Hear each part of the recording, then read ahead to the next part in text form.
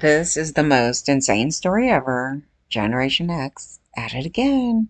What the heck? I had to stop everything for this story because it just popped up and I was like, no way. Oregon man spike smoothies for daughter's 12-year-old friends with sedatives, affidavit said. Michael Meyden is accused of making the smoothies with benzodiazepines. I don't know how to say that. A drug typically prescribed for anxiety, according to a probable cause affidavit. I don't know which one those are, but okay. An Oregon man accused of spiking smoothies with sedatives and giving them to his daughter's preteen friends has been charged with multiple felonies. Michael, 57. Gen X, Gen X. This is the stuff that they did to us. See. Lake Oswego allegedly drugged three of his daughter's friends while they slept over on the night of August 25th of 2023. Can you imagine the mindset here? According to the court documents and a probable cause affidavit filed this week in Clackamas County, the girls, all 12, I told you 12 is that age, 12 is that age, you guys, were hospitalized and tested positive for that drug described in the affidavit as a drug typically prescribed for anxiety under the name of Valium, Xanax, and Klonopin. I had Valium before, but it wouldn't, you, on what I had, you wouldn't feel much on it. It wouldn't make you like that. Xanax, yeah, maybe. And I never had Klonopin, so I can't tell you. I actually refused that. They tried to give me that, and I said, no, I heard too many stories about that thing. And are a depressant that produces sedation, sleepiness, and relaxed mood, the affidavit said. The affidavit, which was written by a Lake Oswego police detective, did not specify why Meyden allegedly served the children spike smoothies. Oh, let me guess. Like, that's a hard one. Like, why would you do that? Let's think. Okay, so Meyden is charged with 3 felony counts of causing another person to ingest a controlled substance, 3 felony counts of applying a scheduled, whatever that is, controlled substance to the body of a minor, and 3 misdemeanor counts of delivering to a minor a scheduled controlled substance, court records show. His attorney, Mark Cogan, and his client turned himself in Tuesday to the Clackamas County Jail following a grand jury indictment. He was arraigned Wednesday and pleaded not guilty. Bail was issued at $50,000, which he posted. Mr. Meyden is presumed innocent. No. We have not seen the evidence. The indictment was issued by the grand jury behind closed doors where no judge, no defense attorney was allowed. And we hope that people will reserve judgment until after the facts are all known. Oh, come on, no. The night of the sleepover, Meyden was highly involved in the girls' activities and took them to get their nails done and picked up pizza for dinner. And the girls spent most of their time in the basement where they were having a spa night. Before the 4 girls went to bed, Meyden made them smoothies. The girls, including Meyden's daughter, were all served 2 smoothies in a milkshake-style glass, the affidavit said. Including his daughter, dude. Has she been getting, like, touched up in here and then this happened? I would not have my friends over if that was going on, but what the hell? Okay, so, unless maybe, I don't know, what if the dad, like, set the daughter up? He's like, bring all your girlfriends over. I don't know what the hell here.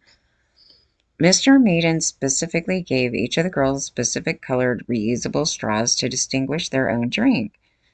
Mr. Meyden was adamant that the girls drink out of their own cups. Okay, so calculated. He's like, okay, girls, we're going to give you each a drink. Because I know what I put in each one of yours. Different things. Because I want to see what each one of you guys are going to do. One girl drank 2 cups, and another girl drank 1 cup, and a third girl said she did not like the smoothies and barely drank any at all. That probably would have been me. I was like, really honest to God. I've been like, yeah. Okay, so it was unclear how many smoothies Meyden's daughters drank. but one girl told police it appeared to be a significant amount. According to the affidavit, two girls slept on a pull-out couch in the basement, while two others slept in a bedroom in the basement. The third girl, who didn't drink much of the smoothie, reported that Meyden came downstairs. Oh no. See, it would have been me. Oh no. How does he know? The one that didn't drink the smoothie, much of the smoothie, and then he came downstairs more than once, and she had been sleeping close to another girl, and said Meyden tried to physically separate the two. After Meyden went back upstairs, the third girl, frightened for her friend who had been sleeping heavily, again pulled close to her. Meyden returned a second time and again tried to separate the girls from each other. He also put his finger underneath the nose of the girl who pretended to be sleeping, as if to see if she was soundly asleep. He then waved his hand in front of her face. Oh God, how creepy ass is this?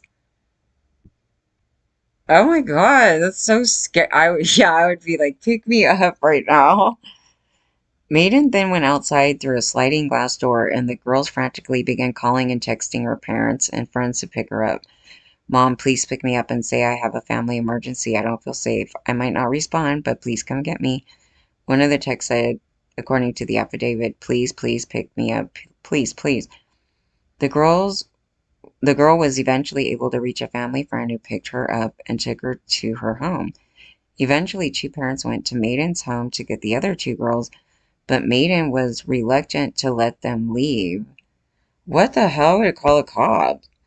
A girl who told police she drank two smoothies said she began to feel woozy, hot, and clumsy shortly after finishing the second smoothie. She said she blacked out and slipped into like a thick, deep sleep, and she never experienced before. That's the end of the story.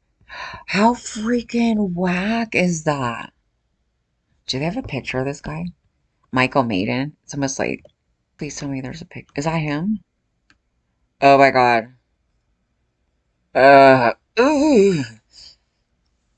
That guy looks like the typical. Okay, so somebody posted. Okay, Lipstick Alley. Yeah, Lipstick Alley. Okay. Yeah, they posted a picture of him. Doesn't he? Oh, he looks like the typical jerk from my school. The football guy is right there. And he's like, hey, whatever, I'm gonna totally try to go up your skirt. Like that type of guy. And then he's a total bully and he's like total pedo. He's done this his whole life. These were the guys I went to school with. I'm telling you. And then, so he's the older one. He's one where actually he didn't go to school with me. He is the one. He's like almost a decade older, dude. He's the ones that were preying on me when I was a minor, that were in their 20s, going on to 30. Those ones. Yes. And these are the ones that get a major joy on bullying me to this day in that age bracket, in that over 50, mid, upper. Yes. Beware, girls, beware. Your dads were all rapists when we were younger. They didn't change. That is scary. My friend came over to sleep over. And I talked about how my dad's so creepy and he chased us around the house like he's a serial killer. And but for some reason when she came over, she would have these like moments where she started crying and she's like, I gotta go home, I'm so scared. But didn't say why. Like I don't know, she had something about being away from home. And I would get so pissed off. I was like, why come over? We would be just about going to sleep, right? We did everything would be almost asleep. And then all of a sudden she wants to go home. And I don't know why. Like I'm kind of curious, like to the like what was the problem? Did my dad come in and do something weird? He always does that. Did he pull out a knife and pretend like he was the Zodiac? Yeah, that was totally my dad. What? I'm like, what? Come over. He looks like he has such an asshole face. This is that smug socio face. Do you see it? I cannot deal with that. What does he do? No. Mm-mm, mm-mm. That is insane. His daughter and his son actually look like victims. I'm telling you right now. I'm telling you right now. You guys overlook the things that these guys do. In photos, everything. Why is he like having his naked son on his you know what and his hand on his right about there? Can you tell me? That's inappropriate. Okay, he and his wife filed for divorce in 2023 per the Oregon. I guess they divorced right then or something. And then at the time of the sleepovers, but he now lives in an RV park in Vancouver. And is a dual citizenship here in Canada. Oh no, I'm passing judgment because she probably went back and looked at stuff and went, I'm pretty sure the daughter and the son are victims. Dude, if you go look through, I'm going to put the link to this news story and you guys can go click on the Facebook link and you can go through all those pictures and you're going to get grossed out. You're going to see, you should see what I'm seeing. Yes. And that's what you should be looking for in all men. This is their way that they sneak around doing stuff and they'll touch their own kids. They sure, I mean, that's what's going on.